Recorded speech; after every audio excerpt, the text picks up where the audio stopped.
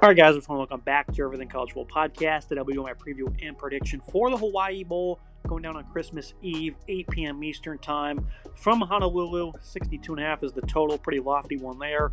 San Jose State, 3-point total over USF Bulls. As we get things started with the USF offense, this is a group putting up over 31 points per game this year, well north of 400 yards per contest as well. What are they going to do at quarterback? Byron Brown only played in 5 games before he got hurt.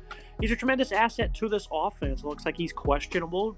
Will potentially be able to get the go in this one. Hasn't played since September.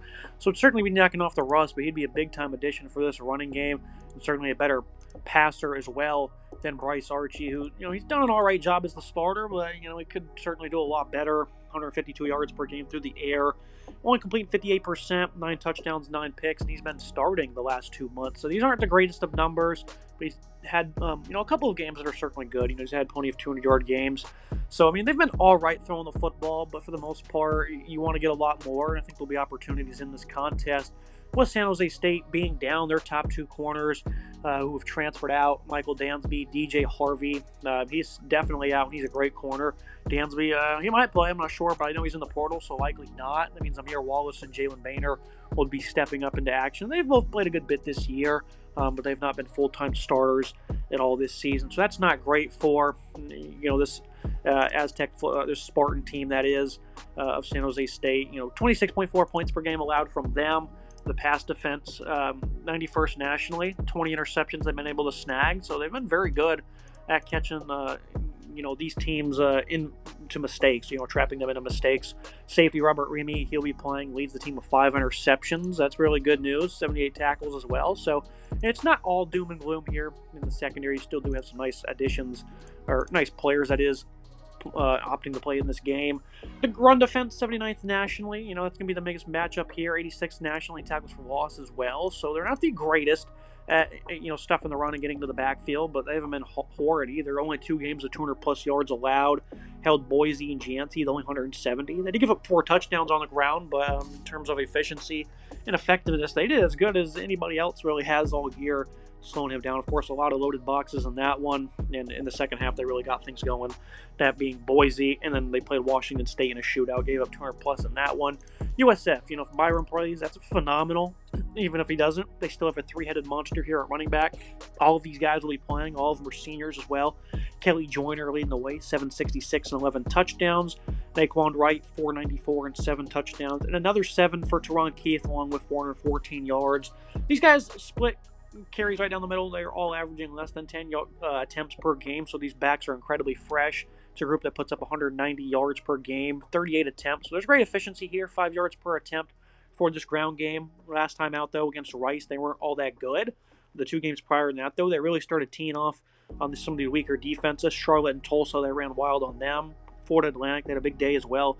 Mainly all coming in the second half in that game. I attended that game, so they didn't really do much in the first half. Second half, though, they ran wild with a rushing attack, another 300-plus yard game there. So, the last month of the year was very successful for this rushing attack. I certainly like what they bring to the table in that regard. Offensive line, they're not great in pass protection, but in terms of paving the way for clear run lanes, this is a team that runs with a lot of tempo when they can start running the ball well. RJ Perry's a nice left tackle for them. He's probably going to be the standout on this offensive line. Other than that, some of these guys are kind of average, but again, for the most part, they fit the scheme well, and that's what's most important. And this isn't really a matchup they should fold in. Jordan Pollard at linebacker, he's great, 12 tackles for loss. Him and Jordan Cobbs are a very good duo.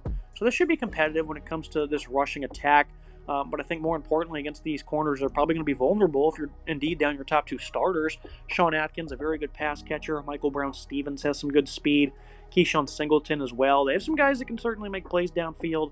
So I think USF will have a good bit of success in this game. But I think when it comes to 3rd and potentially 4th and shorts, San Jose State, they'll do well, I think, and they can be competitive. They won't just completely get steamrolled at all. But this should be a fun matchup to watch, how this run game does against this defense that's middle of the pack. And if Byron Brown plays, that'll be great as well. Should bring a lot more balance to this offense. Now we move to the other side of things. San Jose State offense, 27.5 points per game. Obviously the headliner here, Nick Nash, he's not going to play. Top receiver in America. He leads He's got the triple crown for all, receptions, yards, touchdowns. He checks the boxes in all that regard. That's in a lot of production that's not going to be playing in this game as he gets ready for the NFL. Justin Lockhart, he's had a good year. 52 receptions, 173 yards, and 5 scores. He's going to be the number one guy here. Trayshawn Hurry, 419 yards, or 17 yards per catch. He'll be thrusted into a big-time role. Jackson Cannon at tight end will also probably see more, a lot more opportunities. Again, that's just a lot of production to be missing for a quarterback that's really not been all that good this year. Him and Emmett Brown went back and forth. Brown, better touchdown-interception ratio. They ended up going back to Walker Eggett, though. He was great in the first month of this season. And I can't remember. I don't know exactly why, but Eggett was the starter the rest of the year. 11 touchdowns, 9 picks. 57% comp rate, 202 yards per game. That number I think's watered down a little bit early on in the season. He had a couple of games where he only threw a few attempts. In the back half of the year, a couple of 300-yard games, including against Stanford. Boise State put on a clinic against that one. That was a competitive game. They were leading for most of that game, so those are legitimate yards. Oregon State had almost 400 and 300 plus against Wyoming as well. So this quarterback's done good throughout the year. Has a bit of a turnover issue. The comp rate certainly isn't the greatest. Without Nick Nash, though, how will he perform? I think that's a big question. The only game that this team struggled to throw in was the UNLV game, and that was a complete monsoon. I don't know if you've seen that one. It was a home game for him. Nobody could throw the ball. 40-mile-per-hour winds, so it's not the greatest thing to look at. But this passing attack's likely not going to be able to produce at the same clip that they were throughout the regular season. And that means they're going to have to lean on the run game a little bit more, which is not great for them. Floyd Chalk, 661 yards, 9 touchdowns. Respectable production, right? But this team only puts up 82 yards per game on the ground. They had to turn to the run game against UNLV. Less than they had 1.2 yards per attempt. They had less than 2 as well against Boise.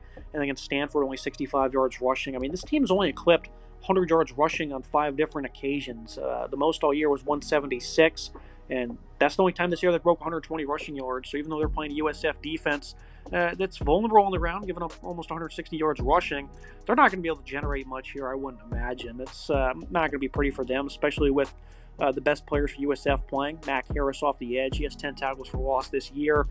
Decarius Hawthorne at defensive tackle, another 9.5 TFL there. And then Jalen Schuler is a nice linebacker for them in the middle.